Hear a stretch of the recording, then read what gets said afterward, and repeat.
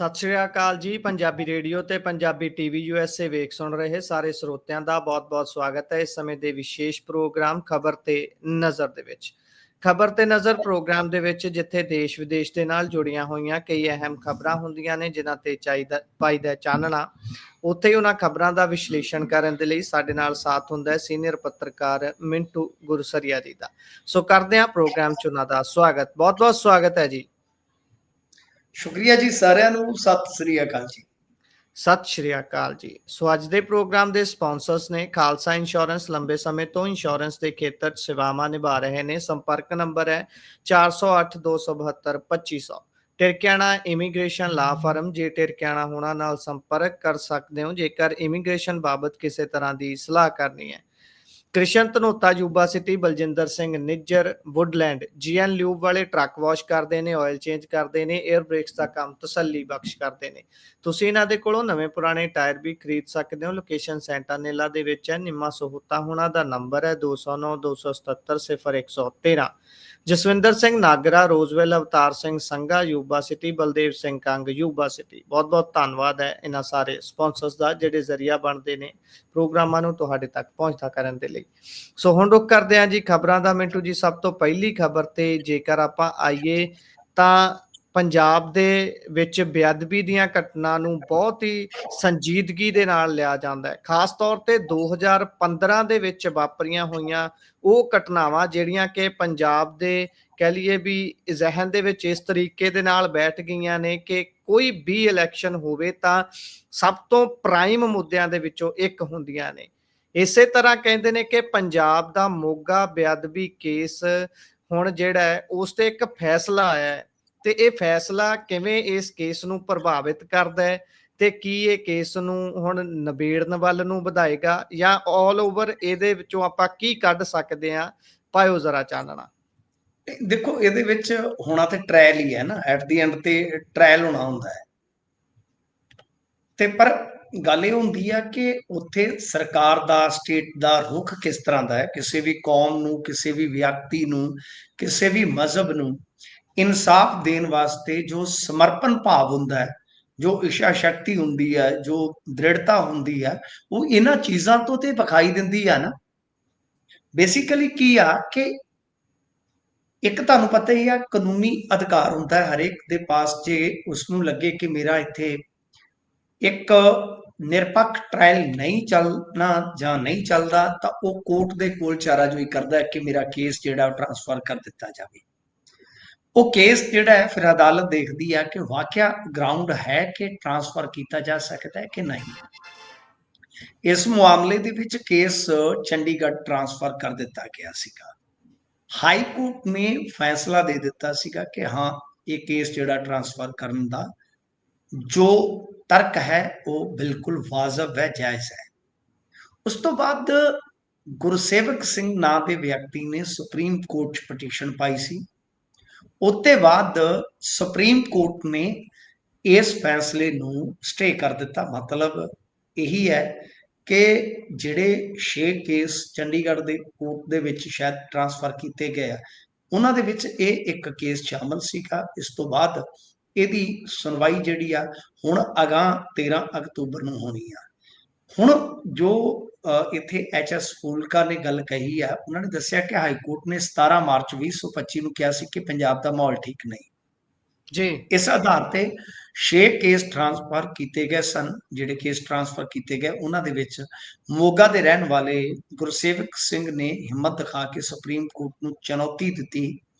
Supreme court ਦੇ ਵਿੱਚ ਜਦੋਂ ਇਹ ਚੁਣੌਤੀ ਪੇਸ਼ ਹੋਈ ਤਾਂ ਪੰਜਾਬ ਦੇ 6 ਕੇਸ ਜਿਹੜੇ ਬਠਿੰਡਾ, ਫਰੀਦਕੋਟ ਤੇ ਮੋਗਾ ਜ਼ਿਲ੍ਹੇ ਦੇ ਸ਼ਾਮਲ ਸੀਗੇ ਤਾਂ ਉੱਥੇ ਇੱਕ ਬਹਿਸ ਹੋਈ ਕਿਉਂਕਿ ਆਧਾਰ ਬਣਾਇਆ ਗਿਆ ਕਿ ਪੰਜਾਬ ਦੇ ਵਿੱਚ ਹਾਲਾਤ ਠੀਕ ਨਹੀਂ ਹੈ, ਯਾਨੀ ਕੇਸ ਜਿਹੜੇ ਆ ਟ੍ਰਾਂਸਫਰ ਬਾਹਰ ਕਰਨੇ ਬਣਦੇ ਆ।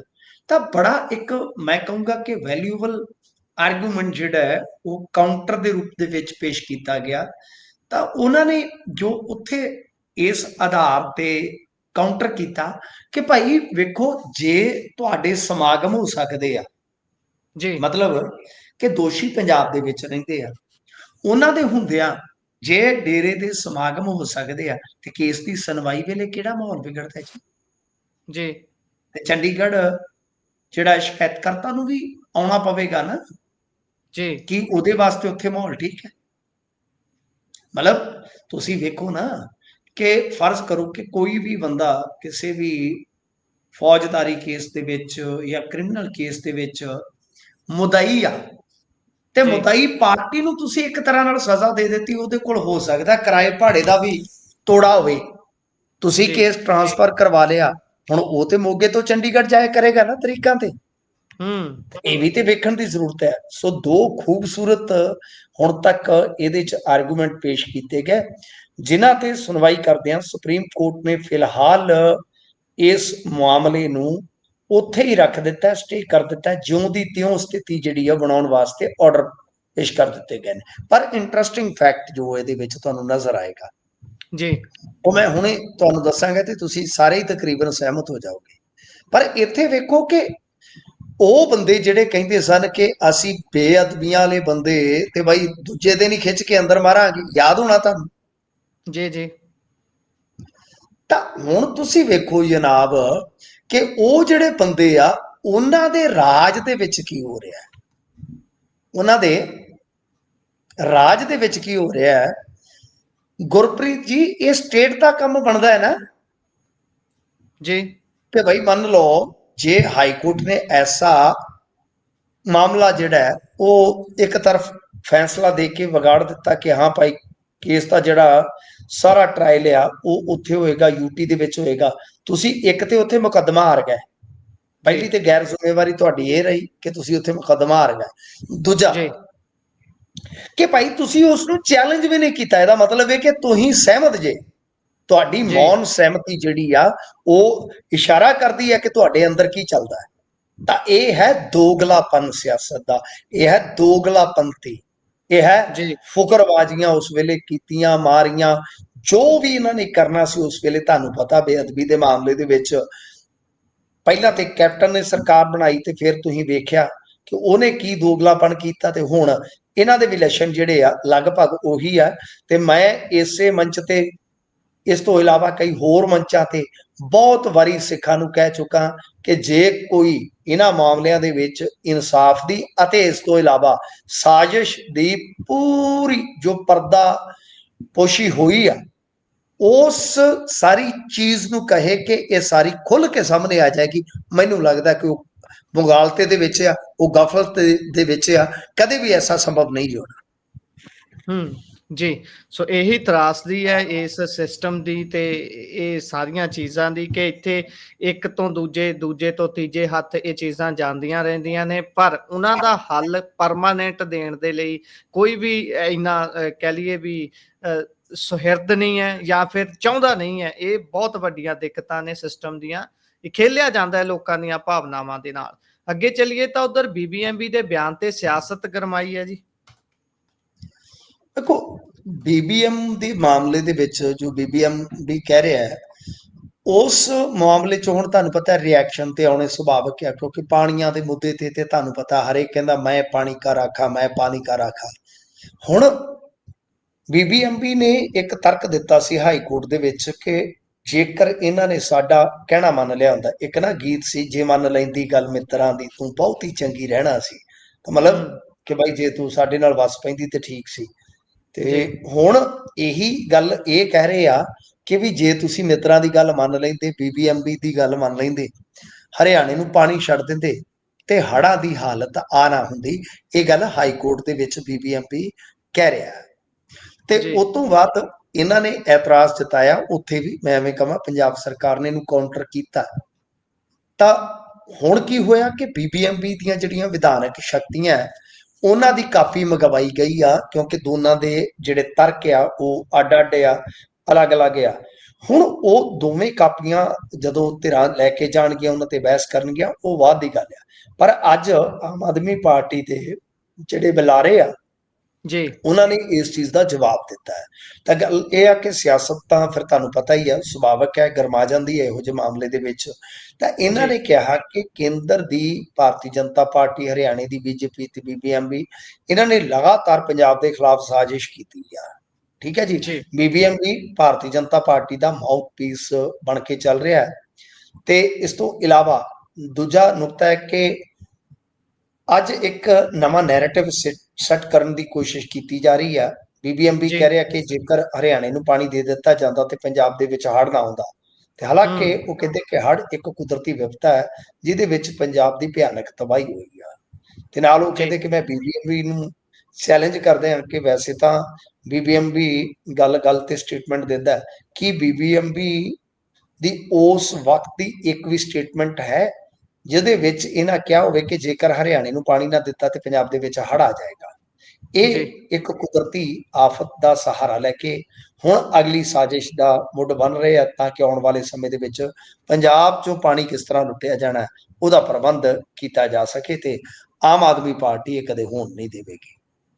ਜੀ। ਅੱਛਾ, ਹੁਣ ਇਸ ਮਾਮਲੇ ਦੇ ਵਿੱਚ ਆਪਾਂ ਨੀਲ ਗਰਗ ਜੀ ਦੀਆਂ ਗੱਲਾਂ ਦੇ ਵਿੱਚੋਂ ਜੇ ਗੱਲ ਕਰੀਏ ਤਾਂ ਇਹਨਾਂ ਨੇ ਜੀ। ਅੱਛਾ ਜਵਾਬ ਦਿੱਤਾ ਹੈ। ਮੈਂ ਇਸ ਨੂੰ ਇੱਕ ਅੱਛਾ ਜਵਾਬ ਮੰਨਾਂਗਾ। ਨੀਲ ਗਰਗ ਵੈਸੇ ਮੇਰੇ ਜਾਣੂ ਹੈ, ਜੀ। ਵਧੀਆ ਬੰਦੇ ਨੇ, ਆਮ ਆਦਮੀ ਪਾਰਟੀ 'ਚ ਵੀ ਬਹੁਤ ਅੱਛੇ ਆਪਣੇ ਸੱਜਣ ਮਿੱਤਰ ਵੀ ਹੈ। ਨੀਲ ਗਰਗ, ਮੈਂ ਇਹਨਾਂ ਨੂੰ ਬਹੁਤ ਪੁਰਾਣਾ ਜਾਣਦਾ, ਬਹੁਤ ਡੀਸੈਂਟ ਵਿਅਕਤੀ ਨੇ, ਅਕਸਰ ਤੁਸੀਂ ਜੀ। ਚੈਨਲਾਂ ਵਗੈਰਾ ਤੇ ਦੇਖਿਆ ਹੋਣਾ। ਤਾਂ ਇਹਨਾਂ ਨੇ ਜਿਹੜੀਆਂ ਗੱਲਾਂ ਕਹੀਆਂ ਬਿਲਕੁਲ ਇਹਨਾਂ ਦੀਆਂ ਗੱਲਾਂ ਠੀਕ ਨੇ। ਆ ਬੜਾ ਪਾਏਦਾਰ ਇਹਨਾਂ ਦਾ ਇੱਕ ਆਰਗੂਮੈਂਟ ਹੈ ਇਸ ਮਾਮਲੇ 'ਚ ਕਿ ਭਾਈ ਤੁਸੀਂ ਇੱਕ ਵੀ ਸਟੇਟਮੈਂਟ ਦਿਖਾ ਦਿਓ ਆਪਣੀ ਜਿਹਦੇ ਵਿੱਚ ਜੀ। ਤੁਸੀਂ ਚੇਤਾਵਨੀ ਦਿੱਤੀ ਹੋਵੇ ਕਿ ਜੇਕਰ ਆਪਾਂ ਹੁਣ ਪਾਣੀ ਨਾ ਛੱਡਿਆ 10-15 ਦਿਨ ਤੇ ਹੜ੍ਹ ਆ ਜਾਣਗੇ। ਪਰ ਜੀ। ਇਸ ਤੋਂ ਵੀ ਅੱਗੇ ਮੇਰੇ ਖਿਆਲ ਦੇ ਨਾਲ ਆਮ ਆਦਮੀ ਪਾਰਟੀ ਉਹ ਗੱਲ ਨਹੀਂ ਕਰ ਰਹੀ, ਉਹ ਗੱਲ ਨਹੀਂ ਮੰਨ ਰਹੀ। ਜਿਵੇਂ ਮਨਮੋਹਨ ਵਾਰਸ ਕਹਿੰਦਾ ਨਾ, ਅਜੇ ਨਹੀਂ ਸੱਚ ਦੱਸਦੀ, ਜੀ। ਅਜੇ ਸੱਚ ਨਹੀਂ ਦੱਸਦੀ, ਕਿੰਨਾ ਯਾਦ ਆ ਰਿਹਾ ਹਾਂ ਮੈਂ, ਵੀ ਹੂੰ। ਹਲੇ ਸੱਚ ਨਹੀਂ ਪੂਰਾ ਦੱਸਦੇ। ਇਹਨਾਂ ਨੂੰ ਸੱਚ ਦੱਸਣਾ ਚਾਹੀਦਾ। ਪਹਿਲੀ ਗੱਲ ਕਿ ਲੌਜੀਕਲੀ ਬੀਬੀਐਮਬੀ ਨੂੰ ਤੁਹਾਨੂੰ ਜਵਾਬ ਉੱਥੇ ਹਾਈ ਕੋਰਟ 'ਚ ਦੇਣਾ ਚਾਹੀਦਾ, ਤੇ ਉਹ ਜਵਾਬ ਤੁਹਾਨੂੰ ਮੈਂ ਬਣਾ ਕੇ ਦੇ ਸਕਦਾ ਜੀ। ਕਿ ਸਾਡੇ ਡੈਮਾਂ ਦੀ ਕਪੈਸਿਟੀ ਹੀ ਟੋਟਲ 5 ਪੁਆਇੰਟ ਲਗਭਗ ਲਾ ਲਓ ਕਿ 50 ਬਿਲੀਅਨ ਕਿਊਬਿਕ ਮੀਟਰ ਹੈ। ਠੀਕ ਜੀ। ਹੈ ਜੀ। ਤੇ ਮੀਂਹ ਦਾ ਪਾਣੀ ਐਤਕੀ ਜਿਹੜੀ ਆਮਦ ਹੋਈ ਆ ਉਹ 11 ਦੇ ਲਗਭਗ ਆ, ਆਲਮੋਸਟ ਡਬਲ। ਜੀ। ਤੇ ਜੇ ਹਰਿਆਣੇ ਨੂੰ ਮੰਨ ਲਓ 10,000 ਕਿਊਸਿਕ 15,000 ਕਿਊਸਿਕ ਉਦੋਂ ਛੱਡਿਆ ਜਾਂਦਾ, ਕੀ ਹੜ੍ਹ ਰੋਕ ਸਕਦੇ ਸੀ? ਹੂੰ। ਠੀਕ ਹੈ ਜੀ। ਕੋਈ ਵੀ ਮਾਹਰ ਇਸ ਮੁੱਦੇ ਤੇ ਆ ਕੇ ਤੁਹਾਡੇ ਨਾਲ ਸਹਿਮਤ ਹੋ ਜਾਏਗਾ। ਦੂਜੀ ਗੱਲ ਕਿ ਦੇਖੋ, ਜਿਹੜੀ ਗੱਲ ਤੁਸੀਂ ਨਹੀਂ ਕਰ ਰਹੇ ਉਹ ਇਹ ਆ ਜੀ। ਕਿ ਰਾਜਸਥਾਨ ਇੱਕ ਦਬਾਅ ਬਣਾਉਂਦਾ ਹੈ ਜੀ। ਬੀਬੀਐਮਬੀ ਤੇ, ਹਰਿਆਣਾ ਇੱਕ ਦਬਾਅ ਬਣਾਉਂਦਾ ਹੈ। ਯਾਨੀ ਉਸ ਦਬਾਅ ਨੂੰ ਤੁਸੀਂ ਇਨਡਾਇਰੈਕਟਲੀ ਕਹਿ ਤੇ ਰਹੇ ਹੋ, ਜੀ। ਪਰ ਜਿਹੜਾ ਤੁਹਾਡਾ ਰੋਲ ਬਣਦਾ ਹੈ ਇਸ ਦਬਾਅ ਦੇ ਦਰਮਿਆਨ ਰੀੜ ਦੀ ਹੱਡੀ ਸਿੱਧੀ ਕਰਕੇ ਲੜਨ ਦਾ, ਭਾਈ ਉਹਦੇ ਵਿੱਚ ਕੀ ਤੁਸੀਂ ਆਪਣੀ ਸਟੀਕ ਤੇ ਸਪਸ਼ਟ ਭੂਮਿਕਾ ਨਿਭਾ ਰਹੇ ਹੋ? ਇਹ ਸਵਾਲ ਤੁਸੀਂ ਆਪਣੇ ਆਪ ਨੂੰ ਪੁੱਛ ਕੇ ਵੇਖੋ ਕਦੇ। ਜੀ। ਜੀ, ਸਵਾਲ ਤਾਂ ਪੁੱਛਣੇ ਬਣਦੇ ਵੀ ਨੇ। ਆਪਣੇ ਆਪ ਨੂੰ ਆਪ ਪੁੱਛ ਲੈਣ ਜ਼ਿਆਦਾ ਵਧੀਆ, ਜਦੋਂ ਦੂਜਾ ਪੁੱਛਦਾ ਫਿਰ ਲੇਬਲ ਬਹੁਤ ਛੇਤੀ ਲਾਉਂਦੇ ਨੇ। ਸੋ ਹਾਂਜੀ। ਚਲੋ ਅੱਗੇ ਚੱਲਦੇ ਹਾਂ। ਤਾਂ ਹਰਿਆਣੇ ਦੇ ਵਿੱਚ ਅਜਿਹਾ ਕੀ ਹੋਇਆ ਜੀ ਜਿਹਨੇ ਪੰਜਾਬ 'ਚ ਤੜਥੱਲੀ ਮਚਾ ਦਿੱਤੀ ਹੈ? ਭਾਜਪਾ ਵਾਲੇ ਪੱਬਾਂ ਭਰ ਹੋਏ ਫਿਰਦੇ ਨੇ। ਉਹਨਾਂ ਨੇ 2100 ਸ਼ਗਨ ਪਾਤਾ ਬੀਬੀਆਂ ਨੂੰ, ਮਤਲਬ ਜੀ। ਕਿ ਭੇਟਾ ਦੇ ਦਿੱਤੀ ਆ, ਸ਼ੁਰੂ ਕਰ ਦਿੱਤੀ ਆ। ਤੇ ਨਾਲ ਦੀ ਨਾਲ ਹੀ ਭਾਰਤੀ ਜਨਤਾ ਪਾਰਟੀ ਵਾਲਿਆਂ ਨੇ ਇਹਨਾਂ ਨੂੰ ਪੁੱਛ ਲਿਆ ਕਿ ਹਾਂ ਵੀ ਤੁਹਾਡਾ ਕੀ ਹਾਲ ਚਾਲ ਹੈ, ਕੀ ਹਾਲ ਸੋਹਣਿਆ ਤੇਰਾ, ਤਾਂ ਬਈ ਤੁਸੀਂ ਕਦੋਂ ਦੇਣਾ 1-1000 ਰੁਪਈਆ ਜਿਹੜਾ ਲਾਣਿਆ ਸੀਗਾ। ਤਾਂ ਵੇਖੋ, ਹੂੰ। ਹਰਿਆਣਾ ਦੇ ਸੀਐਮ ਨੇ ਤੇ ਜੋ ਵਾਅਦਾ ਕੀਤਾ ਸੀਗਾ ਉਹ ਭਾਈ ਪੂਰਾ ਕਰ ਦਿੱਤਾ। ਅਸ਼ਵਨੀ ਸ਼ਰਮਾ ਸੋਸ਼ਲ ਮੀਡੀਆ ਤੇ ਲਿਖ ਰਹੇ ਆ ਕਿ 17 ਅਕਤੂਬਰ 2024 ਨੂੰ ਸੈਣੀ ਸਾਹਿਬ ਜਦੋਂ ਦੂਜੀ ਵਾਰ ਹਰਿਆਣੇ ਦੇ ਮੁੱਖ ਮੰਤਰੀ ਬਣੇ ਸੀ ਤੇ ਉਹਨਾਂ ਨੇ 1 ਸਾਲ ਦੇ ਵਿੱਚ 2100 ਵਾਲਾ ਵਾਅਦਾ ਪੂਰਾ ਕਰ ਦਿੱਤਾ। ਤੁਸੀਂ 3.5 ਸਾਲ ਬਾਅਦ ਵੀ ਭਗਵੰਤ ਮਾਨ ਜੀ ਵਾਅਦਾ ਪੂਰਾ ਨਹੀਂ ਕੀਤਾ। 1000 ਰੁਪਇਆ ਦੇਣ ਦਾ ਵਾਅਦਾ ਪੂਰਾ ਕਰੋ। ਦੇਖੋ, ਜੀ। ਇਹ ਜਿਹੜਾ ਦਬਾਅ ਆ ਨਾ, ਜੇ ਤੇ ਸਿਆਸੀ ਲਿਹਾਜ਼ ਨਾਲ ਵੇਖੀਏ ਤਾਂ ਠੀਕ ਹੈ, ਜਾਇਜ਼ ਹੈ, ਵਾਜਬ ਆ। ਜੀ। ਤੇ ਦੂਜਾ ਕਿ 1-1000 ਰੁਪਈਆ ਜੇ ਬੀਬੀਆਂ ਦੇ ਹੱਥ 'ਚ ਆਉਣ ਲੱਗ ਜਾਏਗਾ, ਕੋਈ ਮਾੜੀ ਗੱਲ ਨਹੀਂ। ਬੀਬੀਆਂ ਕੋਈ, ਤੁਹਾਨੂੰ ਪਤਾ ਹੈ, ਇਹ ਤੇ ਹੈ ਨਹੀਂ ਕਿ ਉਹਨਾਂ ਪੈਸਿਆਂ ਨੂੰ ਕਿਤੇ ਸੁੱਟ ਦੇਣਗੀਆਂ। ਬੀਬੀਆਂ ਜੀ। ਸਗੋਂ ਸੁਚੱਜੇ ਢੰਗ ਦੇ ਨਾਲ ਬਈ ਇਸ ਪੈਸੇ ਦਾ ਇਸਤੇਮਾਲ ਕਰ ਸਕਦੀਆਂ। ਉਹ ਪੈਸਾ ਅੱਗੇ ਅਰਥਚਾਰੇ 'ਚ ਆ ਕੇ ਡਿਮਾਂਡ ਪੈਦਾ ਕਰ ਸਕਦਾ ਜਾਂ ਡਿਮਾਂਡ ਵਧਾ ਸਕਦਾ। ਪਰ ਜੀ। ਮੈਂ ਵਾਰ-ਵਾਰ ਕਹਿਣਾ ਵਿਰੋਧੀ ਧਿਰ ਵਾਲਿਆਂ ਨੂੰ ਕਿ ਅੱਜ ਤੁਸੀਂ ਇਹਨਾਂ ਤੋਂ ਦਬਾਅ ਪਾ ਕੇ ਜੇ ਸ਼ੁਰੂ ਕਰਵਾ ਵੀ ਲਿਆ, ਕੁਝ ਮਹੀਨੇ ਚਲਾ ਵੀ ਗਏ, ਜੀ। ਤੇ ਕੱਲ ਨੂੰ ਤੁਸੀਂ ਸਰਕਾਰ ਚ ਆ ਗਏ ਨਾ, ਤੁਹਾਡਾ ਹਾਲ ਫ੍ਰੀ ਸਫਰ ਵਾਲਾ ਹੋਣਾ ਜੀ। ਹੂੰ। ਸੱਪ ਦੇ ਮੂੰਹ ਚ ਕੋੜ ਕਿਰਲੀ, ਤੁਹਾਡਾ ਹਾਲ ਇਹ ਹੋਣਾ ਜੇ, ਕਿਉਂਕਿ ਮੁੜ ਕੇ ਨਾ ਸਕੀਮ ਲੋਕਾਂ ਨੇ ਛੱਡਣੀ ਆ ਤੇ ਨਾ ਤੁਹਾਡੇ ਤੋਂ ਛਡਾਈ ਜਾਣੀ ਆ। ਜੀ। ਤੇ ਉਹ ਬੋਝ ਫਿਰ ਤੁਹਾਨੂੰ ਪਤਾ ਹੀ ਆ ਕਿੱਥੇ ਧੱਕ ਕੇ ਲੈ ਜਾਏਗਾ ਪੰਜਾਬ ਦੀ ਆਰਥਿਕਤਾ ਨੂੰ। ਪੰਜਾਬ ਦੇ ਪੱਲੇ ਤੇ ਅੱਗੇ ਕੁਝ ਨਹੀਂ ਹੈਗਾ। ਜੀ। ਤੇ ਜੇ ਇਸ ਤਰ੍ਹਾਂ ਦਾ, ਜੇ ਮੰਨ ਲਓ ਆਪਾਂ ਮੰਨ ਲਓ 4000 ਕਰੋੜ ਦਾ, 3000 ਕਰੋੜ ਦਾ, 2000, 1000 ਕਰੋੜ ਦਾ, ਸਰ ਪੰਜਾਬ ਅਫੋਰਡ ਹੀ ਨਹੀਂ ਕਰਦਾ। ਜੀ। 1000 ਕਰੋੜ ਰੁਪਏ ਦਾ ਵੀ ਐਕਸਟਰਾ ਬਰਡਨ, ਬੋਝ ਕਹਿ ਲੋ, ਪੰਜਾਬ ਅਫੋਰਡ ਹੀ ਨਹੀਂ ਕਰਦਾ। ਗੁਰਪ੍ਰੀਤ ਜੀ, ਮੈਂ ਤੁਹਾਨੂੰ ਬੜੀ ਜ਼ਿੰਮੇਵਾਰੀ ਨਾਲ ਦੱਸ ਰਿਹਾ, ਕਿਉਂਕਿ ਜੀ। ਜੀ। ਪੈਸਾ ਤੇ ਇਕੱਠਾ ਕਰਕੇ ਦਿੱਲੀ ਲਿਜਾ ਰਹੇ ਨੇ। ਜੀ। ਇੱਥੇ ਪੰਜਾਬ ਤੇ ਜਿਹੜਾ ਉਹ ਢੀਚਕ ਢੀਚਕ ਕਰਕੇ ਤੁਰ ਰਿਹਾ, ਬਈ ਕਰਜ਼ੇ ਦੀਆਂ ਫੌੜੀਆਂ ਨੇ। ਜੀ। ਕਰਜ਼ੇ ਦੀਆਂ ਫੌੜੀਆਂ ਕਾਹਦਾ? ਖਜ਼ਾਨਾ ਬੌੜੀਆਂ ਬੌੜੀਆਂ ਕਰਨ ਡਿਆ। ਬੌੜੀ ਵੇ ਫੁੱਫੜਾ, ਬੌੜੀ ਬੌੜੀ ਬੌੜੀ। ਫੁੱਫੜ ਫਰਾਰ ਚੱਲਦਾ, ਤੁਹਾਨੂੰ ਪਤਾ ਕੋ ਖਜ਼ਾਨੇ ਨੂੰ ਜੀ। ਹੁਣ ਕੀ ਕਹੀਏ। ਤਾਂ ਗੱਲ ਇਹ ਜੀ। ਆ ਕਿ ਜਨਾਬ, ਅਸਲ ਦੇ ਵਿੱਚ ਇਹ ਜਦੋਂ ਤੱਕ ਇਹਨਾਂ ਚੀਜ਼ਾਂ ਨੂੰ ਆਪਾਂ ਠੀਕ ਕਰਕੇ ਜਾਂ ਠੀਕ ਕਰਨ ਵਾਲਾ ਨਹੀਂ ਲੱਭਦੇ, ਉਦੋਂ ਤੱਕ ਮਸਲਾ ਨਹੀਂ ਜਿਆਦਾ। ਇਸ ਜੀ। ਕਰਕੇ ਸੋਚਣ ਵਿਚਾਰਨ ਦਾ ਵਿਸ਼ਾ ਕਿ ਕੱਲ ਨੂੰ ਜੇ ਭਾਰਤੀ ਜਨਤਾ ਪਾਰਟੀ ਤੇ ਅਕਾਲੀ ਦਲ ਵਾਲੇ ਆ ਗਏ, ਜਿਵੇਂ ਜੈਨੀ ਸਾਹਿਬ ਅੱਜ ਕਹਿ ਰਹੇ ਸਨ ਕਿ ਜੇ ਸਾਡਾ ਅਲਾਇੰਸ ਹੁੰਦਾ ਤੇ 100 ਸੀਟਾਂ ਲਿਜਾ ਸਕਦੇ ਅਸੀਂ ਅੱਜ ਦੀ ਘੜੀ, ਤੇ ਜੇ ਜੀ। ਤੁਹਾਡਾ ਅਲਾਇੰਸ ਹੋ ਗਿਆ, ਤੁਹਾਡੀ ਸਰਕਾਰ ਬਣ ਗਈ, ਤੇ ਤੁਸੀਂ ਬਹੁਤ ਬੁਰੇ ਫਸ ਜਾਓਗੇ।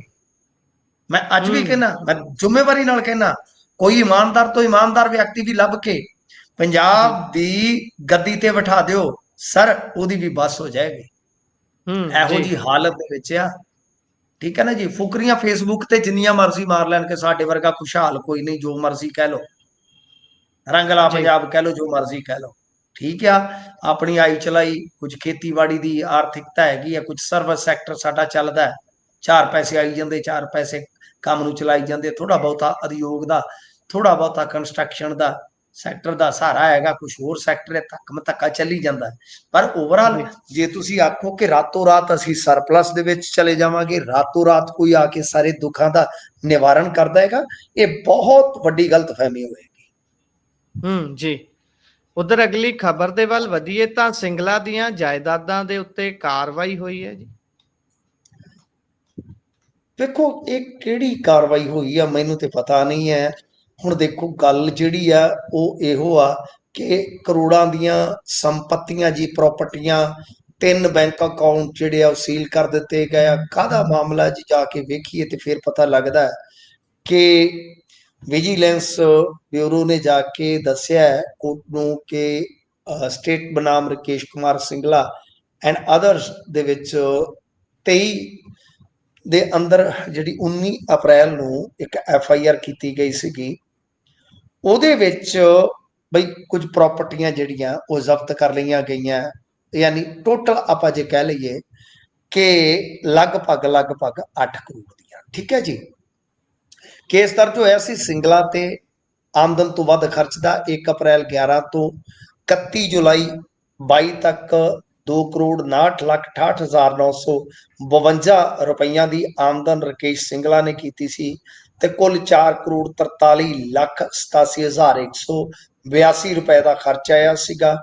ਆਮਦਨ ਸਰੋਤ ਤੋਂ ਜੇ ਤੁਸੀਂ ਦੇਖੋਗੇ ਤਾਂ 70% ਵੱਧ ਖਰਚ ਕੀਤਾ ਗਿਆ।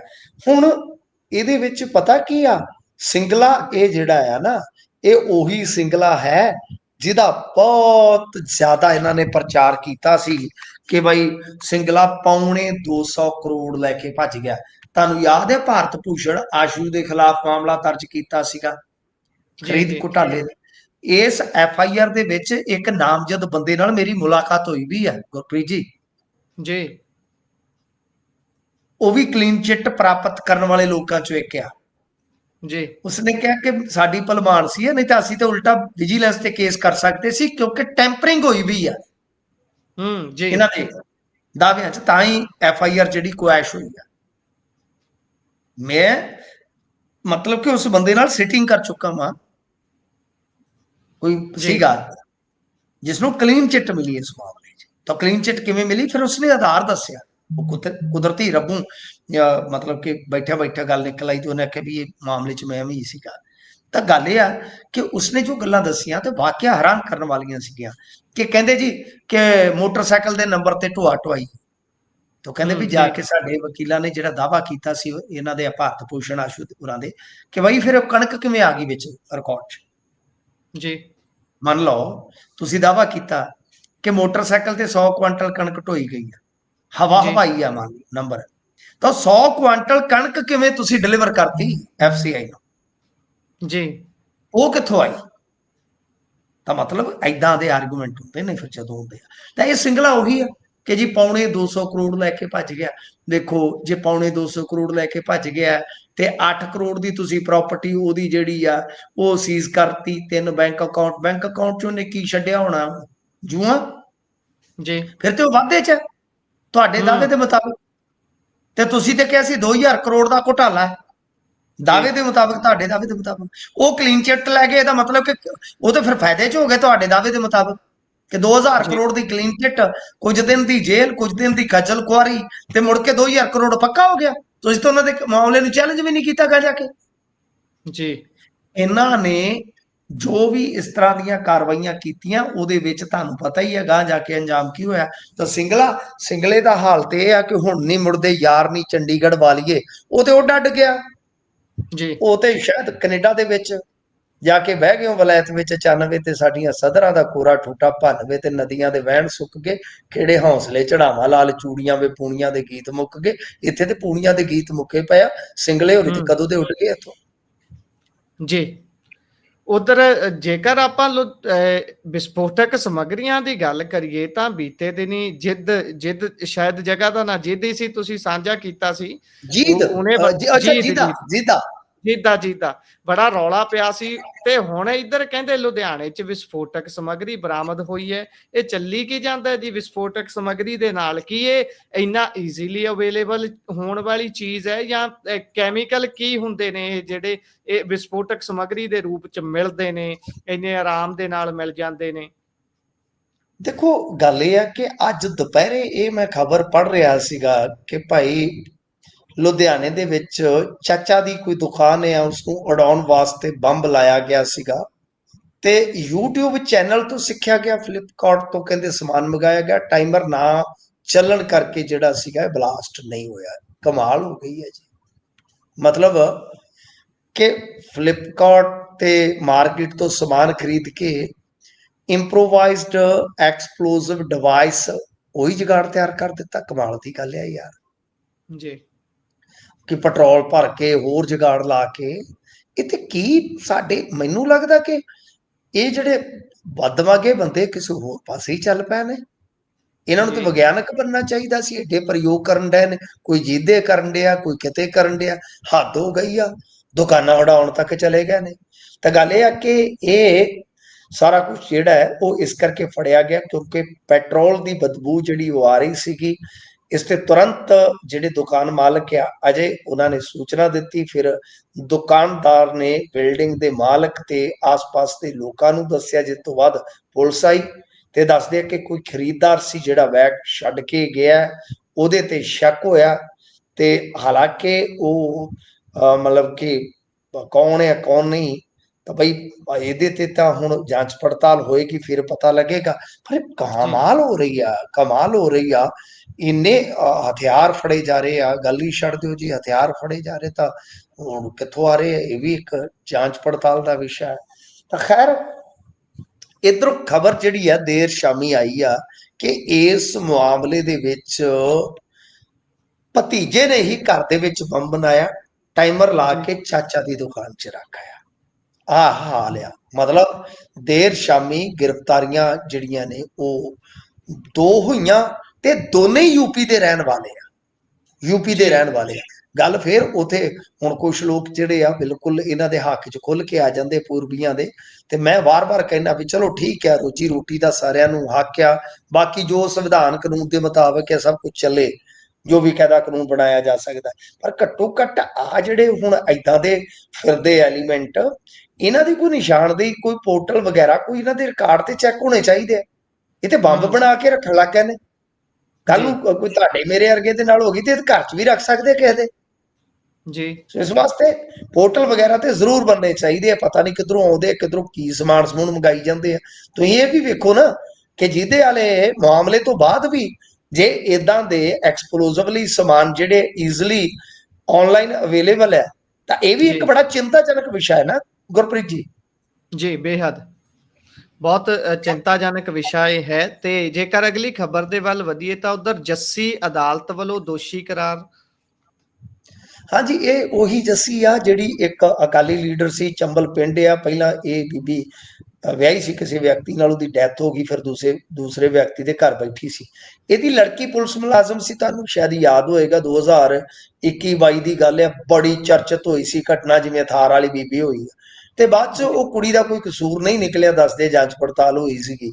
ਉਸ ਤੋਂ ਬਾਅਦ 5 ਬੰਦੇ ਨਾਮਜ਼ਦ ਕੀਤੇ ਸਨ। ਇਹ ਹੈਰੋਇਨ ਜਿਹੜੀ ਸੀਗੀ ਉਹ ਕਿਲੋ ਤੋਂ 1.5-2 ਕਿਲੋ ਦੇ ਵਿਚਾਲੇ ਸੀ। ਤੇ ਬਾਅਦ ਚ ਹੁਣ ਇਹ ਟ੍ਰਾਇਲ ਜਿਹੜਾ ਚੱਲਿਆ, ਜਿਸ ਜੱਜ ਨੇ ਲਾਲਪੁਰਾ ਨੂੰ ਕੇਸ ਜਿਹੜਾ ਹਾਈ ਪ੍ਰੋਫਾਈਲ ਸੀਗਾ ਉਹਦੇ ਵਿੱਚ ਸਜ਼ਾ ਸੁਣਾਈ ਸੀ, ਉਸੇ ਜੱਜ ਦੇ ਕੇਸ ਸੀਗਾ। ਇਹ ਵੀ ਮਾਮਲਾ ਤਗੜਾ ਸੀ।